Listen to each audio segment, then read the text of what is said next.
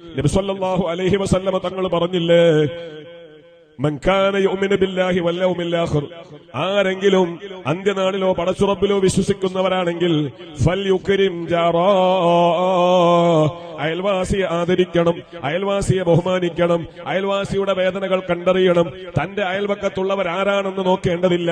അത് ഹൈന്ദവരാവാം, ക്രൈസ്തവരാവാം, പല തലങ്ങളിലുള്ളവരാവാം, ഏതു തലങ്ങളിലുള്ളവരാണെങ്കിലും നിന്റെ ഒരു പ്രവർത്തനം കൊണ്ട് അവർക്കൊരു ചെറിയ പ്രയാസം പോലും അനുഭവപ്പെടാത്ത ക്രമീകരണം ജീവിതത്തിൽ ഉണ്ടാകാത്ത കാലത്തോളം നിന്റെ മാന്യതയല്ല.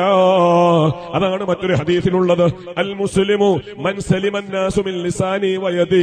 യഥാർത്ഥ മുസ്ലിമാരാണ് നിസ്കാരത്തഴമ്പുള്ളവൻ എന്നല്ല പറഞ്ഞത്, ഭംഗിയായ താടിയും തലപ്പാവുമുള്ളവൻ എന്നല്ല പറഞ്ഞത്, കുറെ ഇബാദത്തിനുടമ എന്നല്ല പറഞ്ഞത്.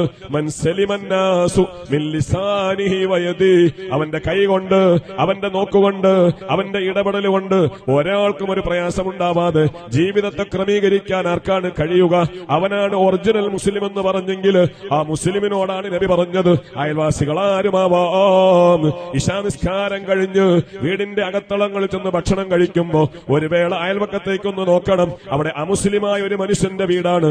ആഹാരമില്ലാതെ പ്രയാസപ്പെടുന്ന കാഴ്ച കണ്ടാൽ സുഭിക്ഷമായി നീ ആഹരിച്ചുറങ്ങിയാൽ ഒരിക്കലും നീ എന്റെ ചര്യ പിന്തുടരുന്നവനല്ല. പഠിപ്പിച്ചത് മുഹമ്മദുർ റസൂലുള്ളാഹി സ്വല്ലല്ലാഹു